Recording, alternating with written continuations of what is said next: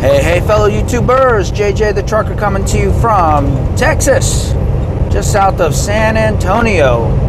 And yeah, I'm going to try and keep this short and sweet because we'll be hitting San Antonio pretty soon. I just wanted to follow up with everything, say everything is going well. I went ahead and dropped off that load. I got that unloaded down in McAllen, Texas. That was a load of housing insulation. So it stacked from floor to ceiling, not even on pallets. So it took them a little bit of time because they had to, you know, take it all off and palletize it and all that stuff. But yeah, no issues. They got that unloaded. Went on down to Brownsville, Texas, and picked up my next load. This one was interesting. This was it's a drop and hook at both ends. But in Brownsville, it's an unmanned, I was going to say facility, but it's not even a facility or even a drop yard. So hold on, let me get on over here. So what it is it's basically an industrial area, you know, some industrial buildings that have docks, you know, those kinds where there's docks and then in between the docks there's some, like an empty space. So I get there and I'm like, well, who do I check in with? What do I do? So I go and talk to one of the guys in the receiving. They're like, oh no, this company you're looking for, they don't actually have a presence here.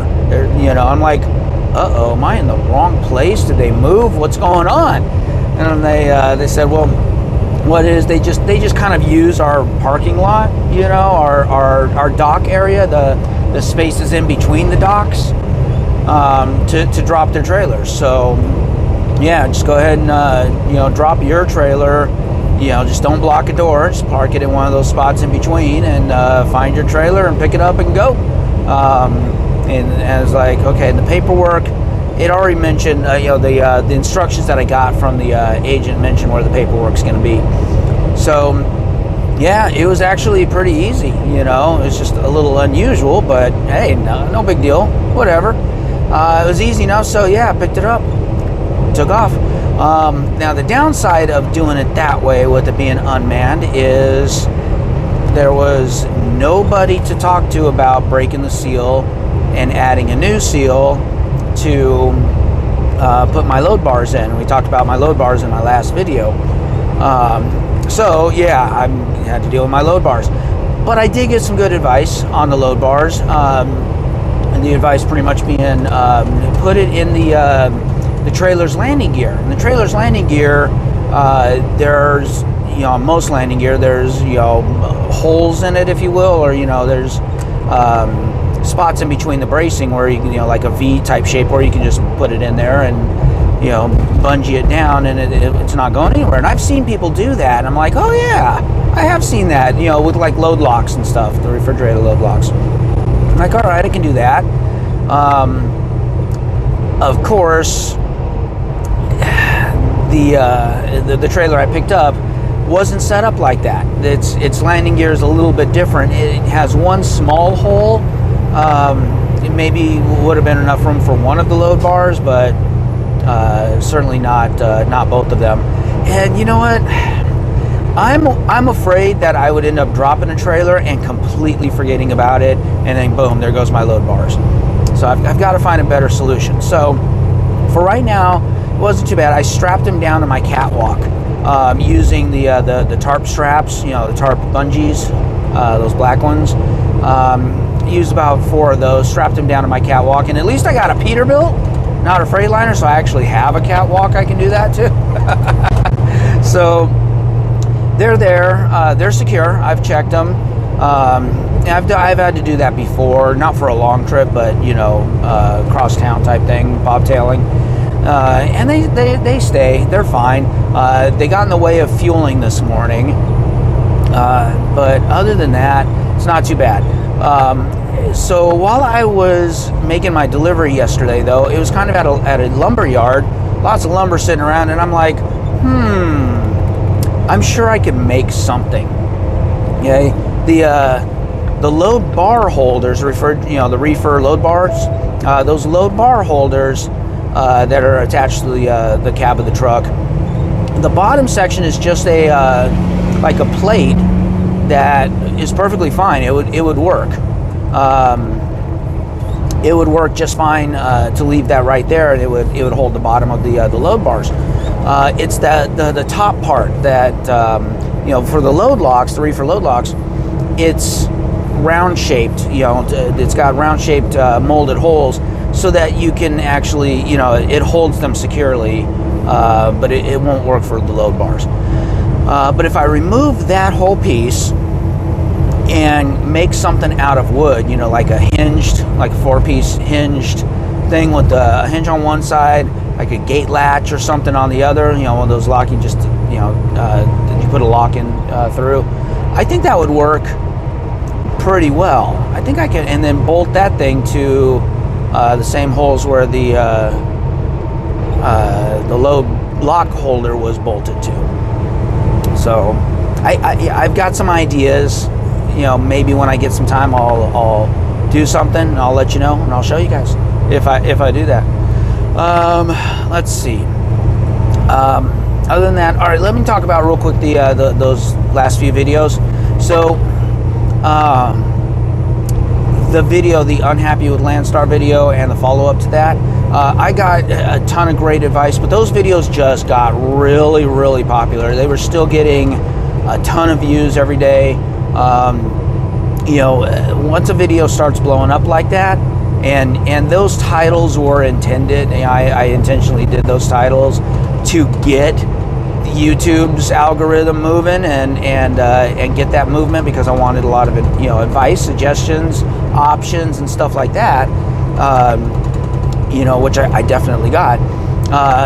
So the thing is, I was starting to get overwhelmed with the comments. Okay, man, there were just so many comments. I hope I got to all of them too. They were good comments. Most of them were. There are definitely a lot of haters out there. There's Landstar haters. There's Prime haters. There's haters of everybody out there. Haters of companies. Haters of this. Haters of that. Haters gonna hate. I tell you just gotta shake it off. Shake it off. Shake it off. Is that gonna be my song quote of the week? Nah, I can't do that. I already spoiled the title anyway, so nah, that won't be my song quote of the week.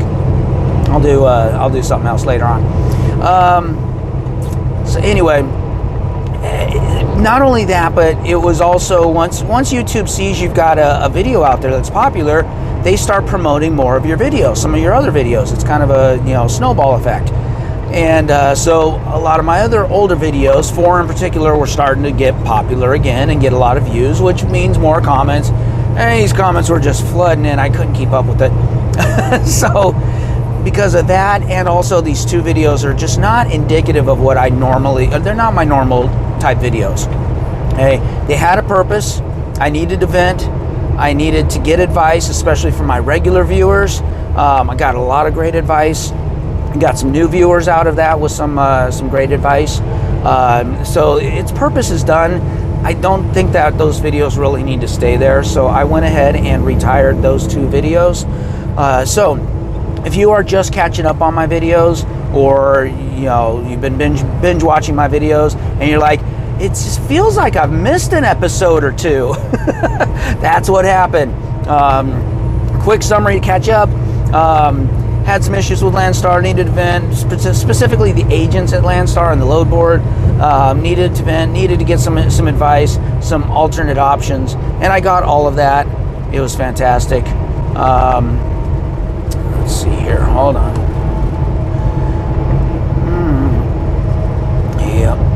Yep, just making sure here I'm going the right way, because I'm not going 10 west. Even though you would think I'd be going 10 west, but no, I've got to go through El Paso and hook up with the 35, and then eventually head out to 10 west. It's a faster way than this way, which is interesting. So anyways, look at that, San Antonio, right there. That building, I don't know what that building is. It looks like it's some observation tower. I've never actually stopped in San Antonio. But yeah, I mean, what do we got here? Let's take a look at the scenery real quick here.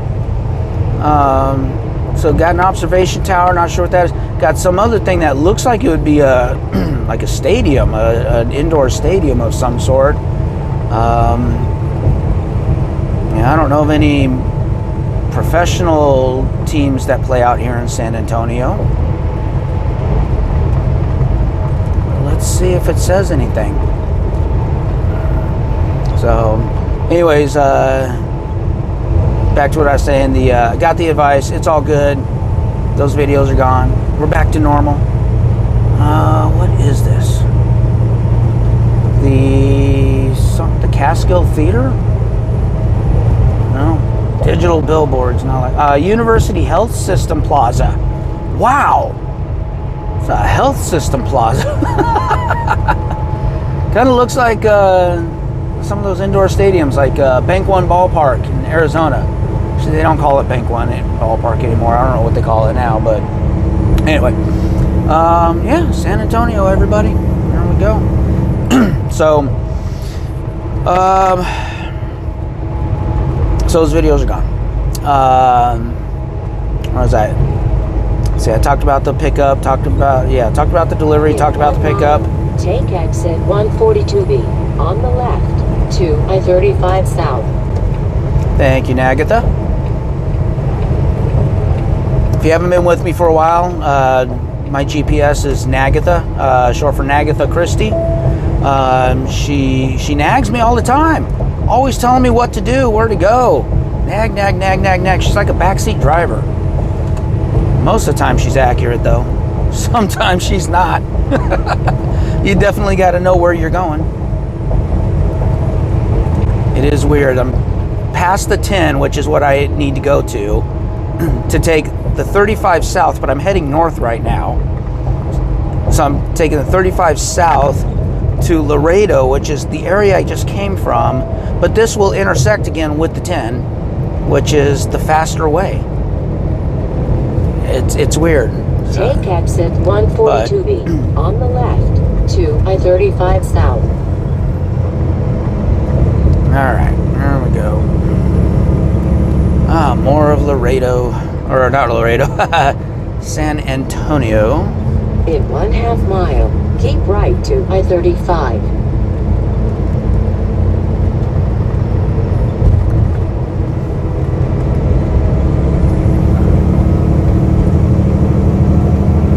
Be in either of the 2 right lanes. See, there we go. Back to the 10 again.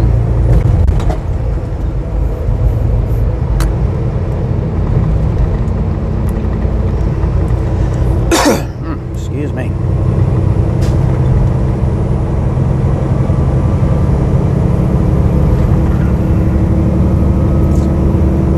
In 3/4 of a mile, take exit 156 on the right to I-10 West. So anyway, so the load's been picked up. I'm on my way. Barring any trouble, I should be with my family for the holidays. So that's good. This load's going all the way to California.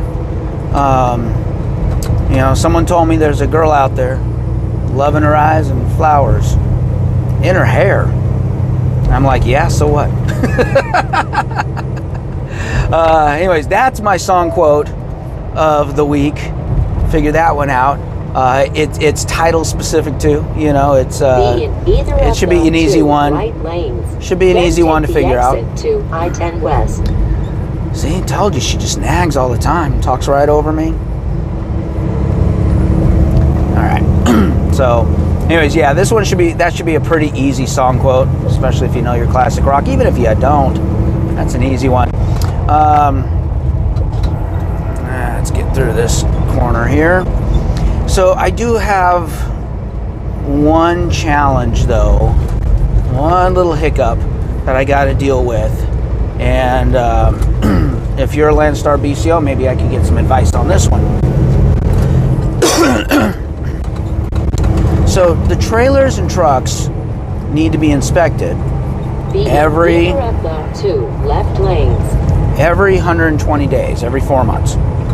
Okay, I I gotta get over here. Oh, come on, buddy. You saw the blinker and he still decided to get over. There we go. Found a window. That was not the greatest, but freaking four-wheeler Continue on I-10. sees my blinker and he's 2 lanes over and he still comes over into my lane as I'm trying to get over. Man.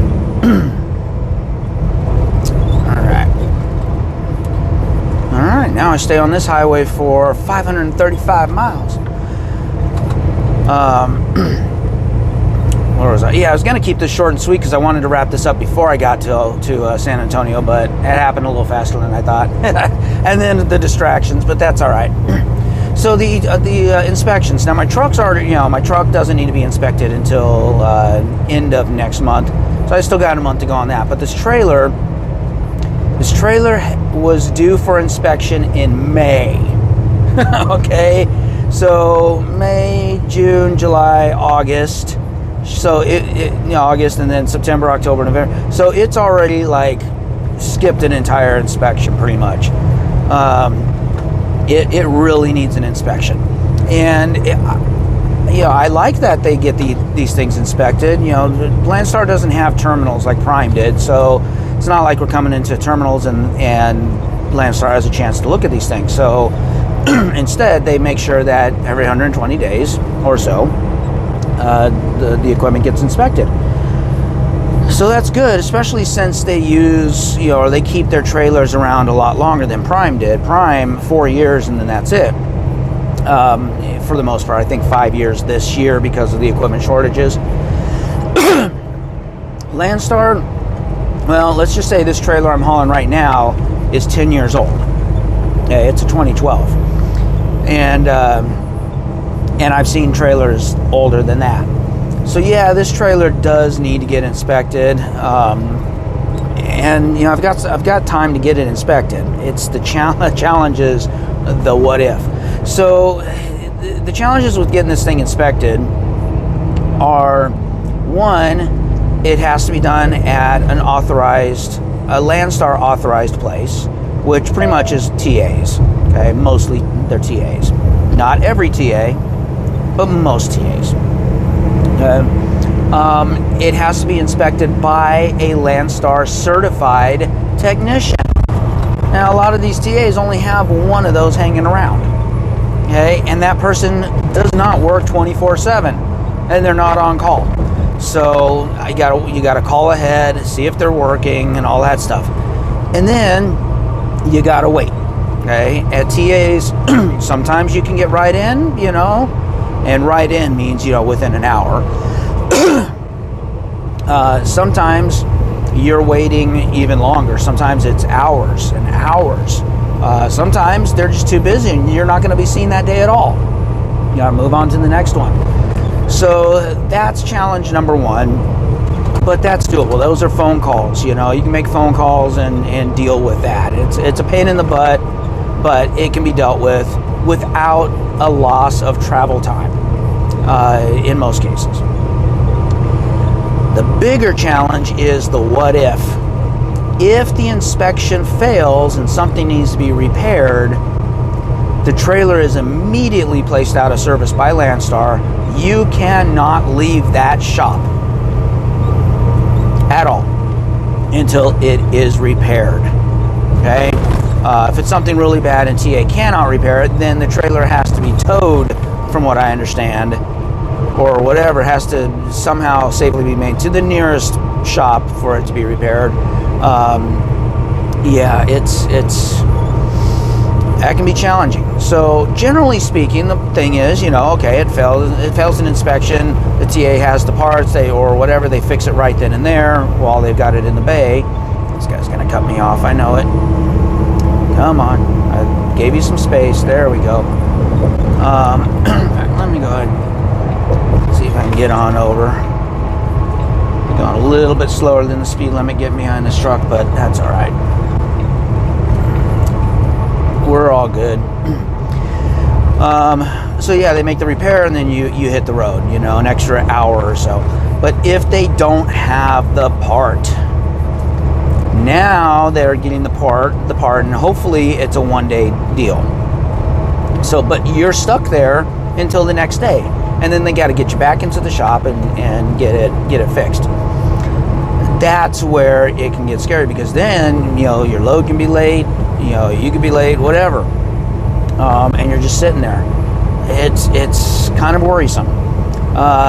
You know, Landstar really would like for you to do this in between loads, you know, but sometimes in between loads, that's when I'm my busiest. That's when I usually don't have time, because I've already got another load booked. You know, I'm finishing up that load and I've got to get off to the other load. You know, so what do you do? And this one's just so overdue. So what are the benefits and negatives of getting the inspection done or not getting it done? Well, benefits of getting it done are that you have pride and you got it done. You know, you're helping out the company. You're keeping the trailer pool, you know, nice and in good condition, repaired condition, which, you know, if everybody does that, you're going to get good trailers, you know. And I've gotten some good trailers, even some of the older trailers. They've been in good working condition. It's okay. Not all of them, but, you know, for the most part, it's pretty good. Another benefit is you're not pushing it off on somebody else, on the next BCO that gets this trailer. Okay? You're getting it done so that they don't have to deal with it, because, you know, it shouldn't be on them. It's like this one shouldn't be on me. It's been since May. But look, sometimes you just can't get it done. I've had to drop trailers without getting the inspection done because there's just no time. It happens. I get it. This is the most extreme one I've got. Usually they're maybe a month and a half past inspection. This one, 6 months. So, let's see. The downside of getting it done is the stuff I just told you. There's risk of getting stuck. Plus, it takes time. Benefit of getting it done, you get entered into a drawing for 2 free steer tires. So that's awesome. And you also get $25. Yes, every time you get it done, you get $25. Completely, totally not worth it. I don't care about $25 for as much time as this takes to get it done. No thanks, but whatever. I guess it's better than nothing. $25, please. Anyway, the disadvantage or the not getting it done. Advantages of not getting it done, well, you don't run the risk of getting stuck. And you don't have to take the time out of your day to do it. Okay? Second one, whatever. I don't think the second one's good enough. You know, the second excuse is good enough. The disadvantages of not getting it done, well, you're pushing it off on another BCO to get it done. You're not helping keep the trailer pool fresh. But I think that's really it. I don't think there are any consequences. Like, if I didn't get this one done, you know, just like the other ones that I didn't get done, I don't think there's any consequences to it. I don't think Landstar comes after you or calls you or does anything. I don't know. Nothing that I've actually seen. So it's like, so should I get it done or not? Well, obviously I want to get it done. Okay. I don't want to get stuck. Time-wise, you know, I've got a pretty open window to get this delivered. I can deliver this Wednesday, Thursday, or Friday. Thursday's Thanksgiving. Today's Tuesday. I'm actually not going to, even if I don't get the inspection done, I'm not getting to the destination until Wednesday anyway. Until Thursday anyway. So Wednesday's out, you know, delivery's out of the question. Thursday delivery I could do. Friday delivery I could do. So you're like, oh, there's an extra 24 hours for you right there. Yes, exactly. Except Friday is the Thanksgiving with my family. So I don't really want to be dealing with this on a Friday. I don't want to be dealing with the delivery on Friday and all. I want to get this delivered on Thursday. Friday morning would be okay if that came to it. Not a big deal. But Thursday being Thanksgiving, is the Landstar guy going to be working on it Thursday? if they need parts, does Thursday even count as a day they can even order parts, get parts, etc.? Are they going to say, oh, it's Thanksgiving, I can't order the parts, can't order them until Friday, which means they're not going to be in until Monday. Wow. Then what? So I don't think that's going to be a good idea to get it delivered or to get it inspected on Thursday. If I get it inspected on Wednesday, might run into the same issue where I got some cherries and berries up here in the fast lane, so coming up on me, so bear with me. I just want to pay attention here. Make sure I'm not in this guy's way. He's getting ready to pass right now. There he goes. All right, all clear. So yeah, I don't want to get it done on Wednesday either because of the same thing. If they need parts, well, are parts going to even come in on Thursday? Or am I stuck an extra day until Friday? Either scenario there, load's late and I'm not making it home for Thanksgiving, for day after Thanksgiving.